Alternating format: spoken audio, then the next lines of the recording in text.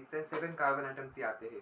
लेकिन अगर मैं इस चेन की बजाय ये चेन सिलेक्ट करता हूँ तो इसमें टोटल अगर आप काउंट करें तो 8 कार्बन आइटम्स आते हैं। यानी कि फर्स्ट रूल क्या कहता है कि जो भी आप प्रिंसिपल चेन सिलेक्ट करोगे, लॉन्गेस्ट चेन ही हमें सिलेक्ट करनी है उसमें।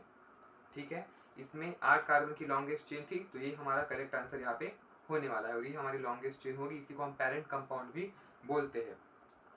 तो यहाँ पे एक कॉन्सेप्ट होता है न्यूमेरिकल प्रीफिक्स बोल के, कि अगर मेरे पास दो सब्स्टिट्यूएंट्स है और वो सेम है तो जो न्यूमेरिकल प्रीफिक्स यूज होगा वो होगा डाई।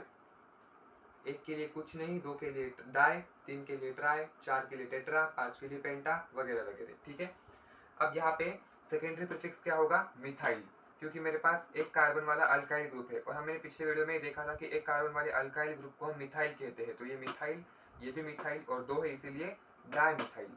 फिर हम देखेंगे प्राइमरी प्रीफिक्स। प्राइमरी प्रीफिक्स हमारे पास कुछ नहीं होगा क्योंकि एक स्ट्रेट चेन है। प्राइमरी प्रीफिक्स हमारे पास होते हैं साइक्लो, बाईसाइक्लो, स्पायरो, ये उस टाइप का कंपाउंड नहीं है। फिर वर्ड रूट, हमारे मेन चेन में कितने कार्बन एटम्स है उसके लिए जो वर्ड रूट यूज होता है वो आप वहाँ पे लिखोगे और इस फॉर्मूले में डालोगे। मैंने वर्ड रूट पर सेपरेट वीडियो बनाई थी, आप उसके लिए ये वीडियो देख सकते हैं। तो यहाँ पर वर्ड रूट में 8 कार्बन एटम्स है, इसीलिए 8 कार्बन एटम्स होने की वजह से वर्ड रूट जो होगा वो होगा ऑक्ट। फिर उसके बाद आता है प्राइमरी सफिक्स। प्राइमरी सफिक्स हमें type of carbon carbon bond के बारे में बताता है। तो इस कंपाउंड में मेरे पास कार्बन कार्बन सिंगल बॉन्ड है हर जगह पे, कहीं भी मल्टीपल बॉन्ड नजर नहीं आ रहा है।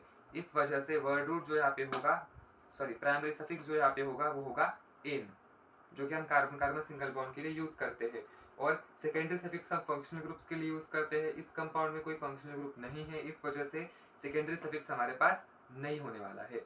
और इस तरीके से हम इस कंपाउंड का नॉमेनक्लेचर कर सकते हैं। इसका जो नाम होगा वो हम अब थोड़े समय में देखते हैं, तब तक के लिए इसे नोट डाउन कर लीजिएगा। तो चलिए तब तक नेक्स्ट रूल्स की तरफ बढ़ते हैं।